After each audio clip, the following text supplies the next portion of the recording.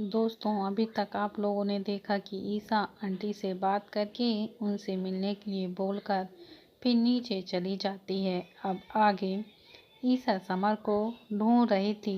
ढूंढते हुए बाहर स्विमिंग पूल की तरफ आ गई। उसकी नज़र राम के कजन्स भाई रंजीत पर पड़ी। वो अपने दो दोस्त सुरेश और दिलीप के साथ बियर पी रहा था। ईसा को देखकर रंजीत के दोस्त थोड़ा असहज हो गए। ईसा उन्हें निग्लेक्ट करते हुए दूसरी तरफ जाने लगी कि तभी रंजीत ने उसका हाथ पकड़ते हुए कहा, हाय ईसा, आओ हमारे साथ, तुम भी बियर के मजे ले लो। वो पूरी तरह नशे में था। उसका इस तरह से कहना ईसा को बिल्कुल भी पसंद नहीं आया। ईसा ने उससे अपना हाथ छुड़ाया और उसके दोस्तों से कहा, इसको संभाल के रखो, नशे की हालत में है, इसलिए कुछ कह नहीं रही हूँ। रंजीत के दोस्त सुरेश ने उसे संभालते हुए कहा, अबे क्या कर रहा है, मरवाएगा क्या? सही कह रहा हूँ, ये लड़की ईसा मुझे एक ही नज़र में भा गई थी, और जो लड़की रंजीत को भा जाती है उसे रंजीत इतनी आसानी से नहीं छोड़ता। कहते हुए रंजीत ने ईसा को खींचकर उसके कमर पर हाथ रख दिया। ईसा ये सब बिल्कुल भी टॉलरेट नहीं कर पाई। हाउ डेयर यू, कहते हुए ईसा ने उसे एक जोरदार थप्पड़ मारा। रंजीत वहीं पर गिर पड़ा। दिलीप ने तुरंत ईसा से रिक्वेस्ट करते हुए कहा, सॉरी, वो नशे में है इसलिए फालतू की हरकत कर गया। प्लीज तुम किसी से मत कहना। नशे की हालत में अक्सर इंसान सच ही बोलता है। इसने पहले भी मेरा हाथ बहुत गंदी तरीके से पकड़ा था, पर सबके बीच में बोल नहीं पाई, लेकिन इस बार तो इसने लिमिट क्रॉस कर दी। ईसा ने गुस्सा करते हुए कहा, अबे साली, तो क्या मुझे लिमिट सिखाएगी? तुझे तो मैं बताता हूँ, रंजीत ने लड़खड़ाती हुई आवाज़ में कहा। वो ईसा की तरफ बढ़ ही रहा था कि ईसा ने उसे फिर से एक थप्पड़ मारा। इस बार वो सीधे स्विमिंग पूल पर ही जा पड़ा। कह देना अपने दोस्त को कि मुझसे ज़रा तमीज़ से पेश आए। इस बार लास्ट वार्निंग दे रही हूँ, अगर अगली बार ऐसी घिनौनी हरकत की तो पूरे परिवार के सामने एक्सपोज कर दूंगी। ईसा ने रंजीत की तरफ देखते हुए कहा और वहाँ से चली गई। दिलीप ने कहा, लड़की ऐसी वैसी नहीं लग रही है, जो कहा है कहीं सच में ना कर दे। हाँ, लग तो ऐसा ही रहा है। चल पहले इसे पानी से बाहर निकालें, आज तो इसने बैठे बिठाए कांड कर दिया है। सुरेश रंजीत की तरफ देखते हुए कहा। ईसा बड़बड़ाती हुई हॉल की तरफ चली आ रही थी। कमीने की हिम्मत कैसे हुई मुझे छूने की? बाय गॉड की कसम, अगर फिर से ऐसा कुछ किया तो दड़ा दड़ा के पीटूंगी साले को और सिर फोड़ दूंगी सुअलग। ईसा हॉल के अंदर आई। सामने पिया, राम और समर के साथ आरती भी खड़ी थी। लो बस इसी की कमी बाकी थी, अब आ गई बिन बात पे समर के गले लगने वाली। वो मन ही मन कहते हुए उनके पास आई। ओ हाय ईसा, आरती ने उसे देखते हुए कहा। हाय आरती, सॉरी मैंने तुम्हें देखा नहीं, ईसा ने बेमन से कहा, पर मैंने तुम्हें समर के साथ डांस करते हुए देखा। You guys are the great, but you know what, अगर समर और मैं एक साथ परफॉर्म करते तो बात कुछ और अलग होती। आई मीन हम दोनों की केमिस्ट्री ज़्यादा अच्छी लगती। आरती ने ईसा को टोंट मारते हुए कहा।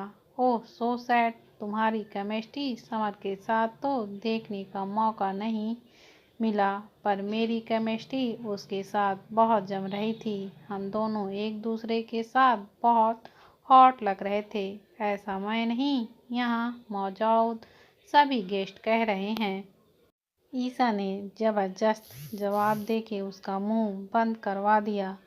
राम और पिया अंदर ही अंदर हंस रहे थे। बेचारा समर दोनों के बीच में सैंडविच बन चुका था। वो वहाँ से खिसकने लगा कि ईसा उसका हाथ पकड़ते हुए कही, मुझे तुमसे कुछ ज़रूरी बात करना है, मेरे साथ चलो। ईसा उसे आरती के सामने से लेकर चली गई और आरती कुछ नहीं कर पाई, बस उसे देखती ही रह गई। ईशा उसे अपने रूम में ले आई। उसने दरवाज़ा बंद किया और समर को सोफे पर बैठाते हुए कहा, मेरी बात हो गई है। बात किससे? मेरी मॉम की बेस्ट फ्रेंड सुस्मिता आंटी से। अभी थोड़ी ही देर पहले उनका फ़ोन आया था। वो उनके साथ कॉलेज के टाइम से ही थी। वो मिलने के लिए तैयार हैं। दैट्स ग्रेट शीशा। अब हमें तुम्हारी माँ के बारे में और भी चीज़ें पता चल जाएंगी। उसकी डेथ कैसे हुई थी शायद वो भी पता चल जाए। Hope so. जैसा तुमने कहा वैसा ही हो। तो कब मिलना है उनसे और कहाँ रहती हैं वो?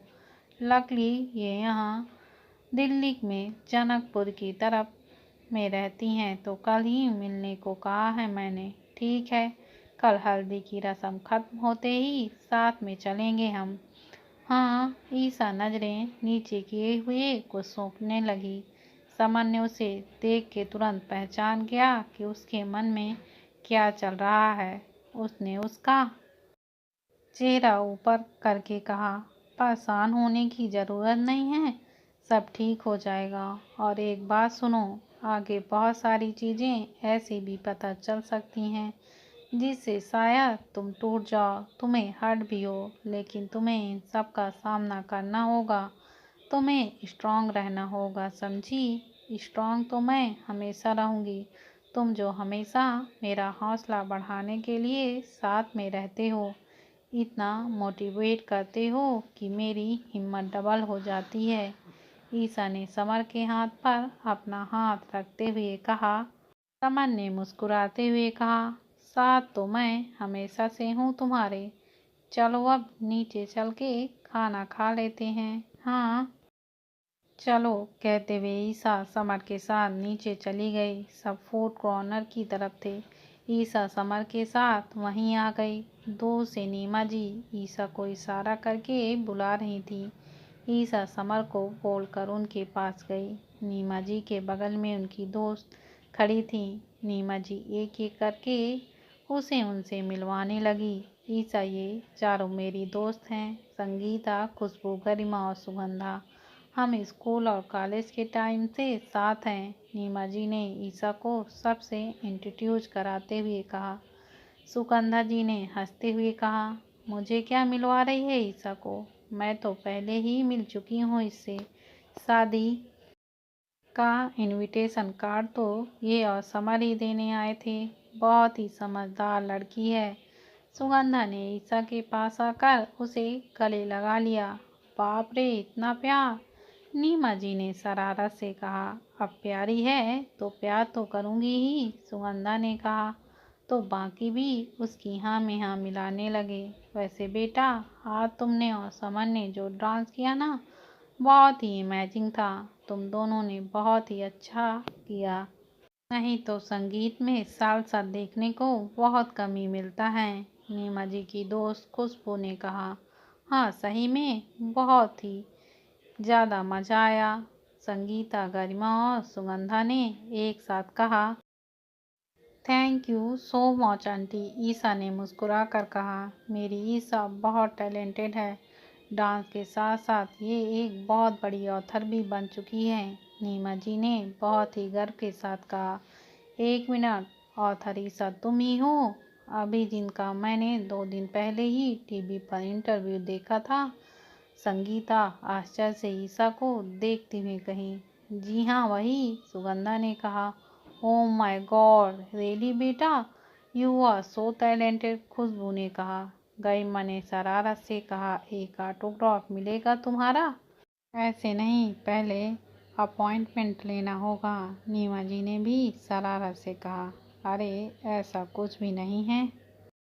क्या आप सब भी रही बात ऑटोग्राफ की, तो मैं खुद आप सबको कष्ट नहीं देने आऊँगी, ईशा ने हंसते हुए कहा। उसकी बात पर सब हंसने लगे।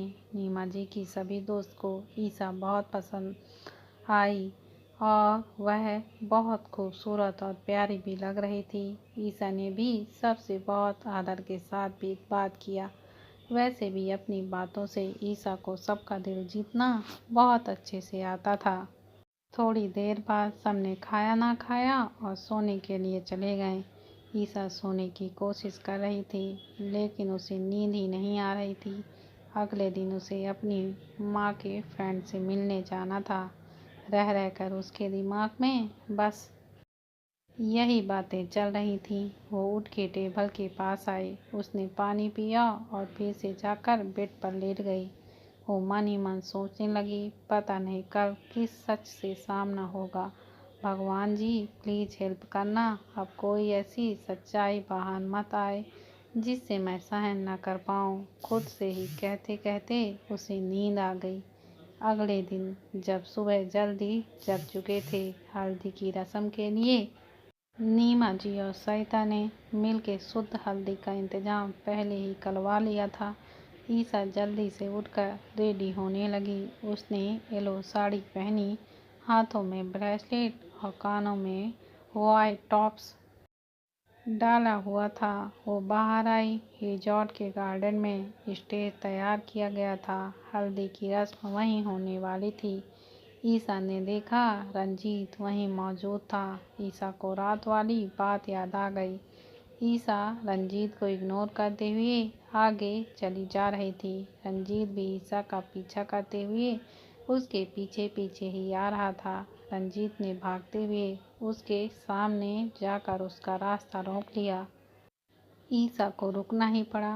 रंजीत, मेरा रास्ता छोड़ो नहीं तो अच्छा नहीं होगा, ईसा ने गुस्से से कहा। ईसा प्लीज़ मेरी एक बात सुन लो, रंजीत ने कहा। कल रात में सुन चुकी हूँ, जितना घटियापन तुमने किया है ना, उसके लिए मैं तुमसे छोड़ूंगी नहीं। लेकिन क्या करूं, राम के फैमिली मेंबर से हो इसलिए चुप हूँ, ईसा ने से घूर कर कहा। मैं जानता हूँ गलत किया है मैंने। जो भी हुआ नशे की हालत में हुआ। प्लीज़ किसी को बताना मत, आगे से ऐसा कभी नहीं होगा, रंजीत ने उसे रिक्वेस्ट करते हुए कहा। तुम साइड हटो, मुझे तुमसे कोई बात नहीं करनी, ईसा कहते हुए वहाँ से जाने लगी। लेकिन रंजीत फिर से ईसा के सामने आकर उससे रिक्वेस्ट करने लगा। अगर तुमने ये सब किसी को बताया और मेरे डैडी को पता चल गया तो वो बहुत गुस्सा करेंगे। Please don't say to anyone, Ranjit ने कहा। अब याद आ रही है डैडी की, जब ड्रिंक होकर तमाशा कर रहे थे तब याद नहीं आई ये सब चीज़ों की। लड़कियों को रिस्पेक्ट करना सीखो और ख़ासकर मुझसे तो ज़रा ढंग से ही पेश आना। मुझे बाकी लड़कियों जैसा मत समझना कि मैं भी उनकी तरह चुप हो जाऊंगी। अगर फिर से ऐसी गंदी हरकत की तो तुम्हें एक्सपोज करने के साथ साथ जेल में भी डलवा दूंगी, ईसा ने रंजीत की आंखों में आंखें डालते हुए कहा।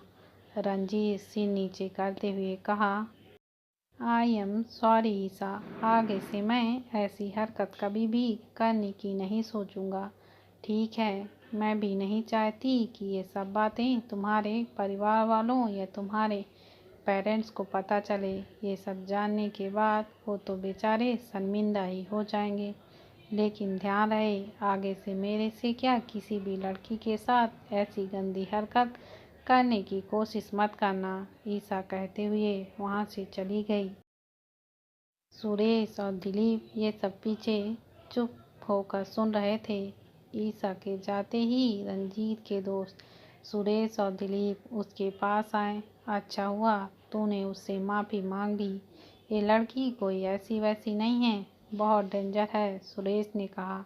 सुरेश की बात सुनते ही रंजीत नज़रें नीची किए हुए हंसने लगा।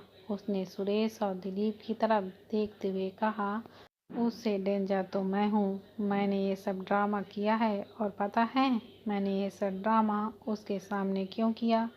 नहीं, दिलीप और सुरेश ने एक साथ कहा। वो इसलिए किया क्योंकि मुझे उसका विश्वास जीतना था। वो ये सोच रही होगी कि मैं गिल्टी मैं हूँ। वो मेरे बारे में बस किसी को अब कुछ भी नहीं बताएगी। मैं इस बात का फ़ायदा उठाऊंगा और सही समय आने पर मुझे मारे हुए उसके थप्पड़ का बदला जरूर लूँगा। रंजीत ने ईसा को गुस्से से जाते हुए देखकर कहा। ईसा पिया के रूम में आई। वो उसे देखते हुए दरवाजे पर ही रुक गई। वो टी शर्ट और स्कर्ट में थी। साड़ी बेड पर पड़ी हुई थी। ईसा जल्दी से उसके पास गई। What is wrong with you पिया? तैयार क्यों नहीं हुई अभी तक? ईसा ने पूछा। पिया ने धीरे से उठते हुए कहा, ईसा मेरी तबीयत कुछ ठीक नहीं लग रही है। 2 बार वोमिटिंग भी हुई है। पिया तूने मुझे बताया क्यों नहीं? रुक मैं तेरे लिए लाइम वाटर लेकर आती हूँ। ईसा कहते हुए जाने लगी तो पिया ने उसका हाथ पकड़ के रोकते हुए कहा, ईसा आई हैव एनी डाउट। ईसा ने कहा तो पिया की नज़रें नीची हो गईं। उसका चेहरा देख के ईसा अच्छे से समझ रही थी कि उसके मन में क्या चल रहा है।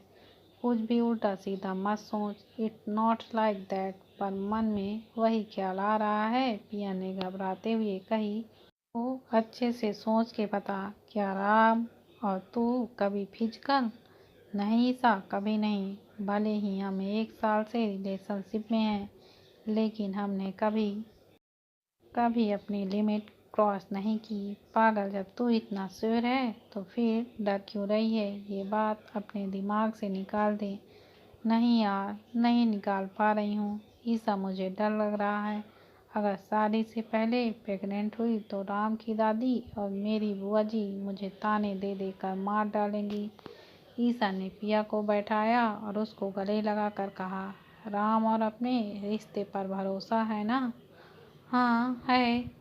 तो बस चिंता मत कर। वैसे तो ऐसा होगा नहीं, लेकिन अगर ऐसा हुआ तो राम तेरा साथ देगा, तुझे कभी अकेला नहीं छोड़ेगा। इसकी गारंटी मैं लेती हूँ। तेरी तसल्ली के लिए हम डॉक्टर के पास जाएंगे। पहले एक काम करते हैं, तो प्रेगनेंसी किट से चेक करके देख। अभी कोई भी मेडिसिन मत लेना जब तक कंफर्म नहीं हो जाए। हाँ चल, अब ज़्यादा टेंशन मत ले और तैयार हो जा। हल्दी के लिए तुझे नीमा आंटी कब से बुलाने आती ही होंगी। ईसा प्लीज़ तू मेरे साथ ही रहना, कहीं जाना मत। मैं तेरे साथ ही रहूँगी, तो बिल्कुल भी घबरा मत। पिया चेंज करने वॉशरूम में गई। ईसा ने जल्दी से पास वाले मेडिकल स्टोर से ऑनलाइन प्रेगनेंसी किट ऑर्डर किया। पिया चेंज करके बाहर आ गई। ईसा ने जल्दी से उसे तैयार किया। पिया ने आज पहली बार साड़ी पहनी थी। वो बहुत प्यारी लग रही थी। ईसा ने अपनी आंखों से काजल निकालते हुए पिया के गले के पीछे लगाते हुए कहा, मेरी जाने मन बहुत ही खूबसूरत लग रही है। राम तुझे देख के बेहोश ना हो जाए। पिया उसकी बात पे हल्का सा स्माइल करते हुए कही, मैं जानती हूँ तो मेरा मूड ठीक करने की कोशिश कर रही है। पिया तुझे पता है ना, bin Isa is here, then no fear is here, so chill. ईसा ने प्यार से उसके गाल को खींचते हुए कहा। थोड़ी देर बाद ईसा और दिव्या पिया को लेकर नीचे आ रही थी। पिया को राम के बगल में बैठाया गया। राम आज पिया को देख के हैरान था। उसने साड़ी जो पहनी थी, उसने धीरे से पिया को कानों में कहा, ये लो साड़ी में। जी भाई, पिया ने धीरे से मुस्कुरा के कहा। ईसा के फ़ोन पर सुष्मिता का कॉल आ रहा था। उसने कॉल उठाया। नमस्ते आंटी, खुश रहो बेटा। बस यही पूछना था कि तुम कब आओगी। मैं वेट नहीं कर पा रही हूँ तुमसे मिलने के लिए, बस इसलिए पूछा। सुष्मिता ने उत्सुकता से कहा। ईसा ने पिया को देखते हुए कहा, सॉरी आंटी, आज मैं नहीं आ सकती। आज मेरी दोस्त को मेरी बहुत ज़रूरत है। मेरा मतलब उसकी हल्दी है ना, तो मैं कैसे छोड़ के आ जाऊं? नहीं बेटा, ऐसी बात है तो कोई बात नहीं, सुष्मिता ने कहा। हम 2 दिन बाद मिल सकते हैं आंटी, ईसा ने कहा। हाँ बिल्कुल बेटा, तुझे जब सुविधा हो तब आना, सुष्मिता ने बहुत प्यार से कहा। थैंक यू आंटी, ईसा ने कह के कॉल डिस्कनेक्ट किया। सबने दोनों को हल्दी लगा दिया। हल्दी की रस्म बहुत अच्छे तरीके से पूरी हो चुकी थी। लास्ट में बची हुई हल्दी का कटोरा लेकर राहुल भाग भाग कर सब पे लगाने लगा। दिव्या बचना चाहती थी पर राहुल ने उसे भी नहीं छोड़ा।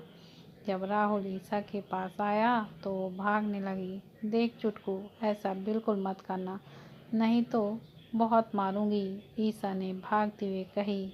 ऐसे कैसे छोड़ दूंगा दीदू, लगाना तो पड़ेगा ही, राहुल उसके पीछे भागते हुए कहा।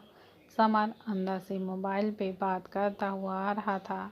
ईसा उससे एकदम से टकराई। इससे पहले कि वो गिरती, समर ने उसे अपनी बाहों में ले लिया।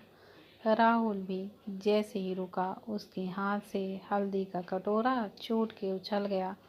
सारा का सारा हल्दी ईसा और समर के ऊपर जा गिरा।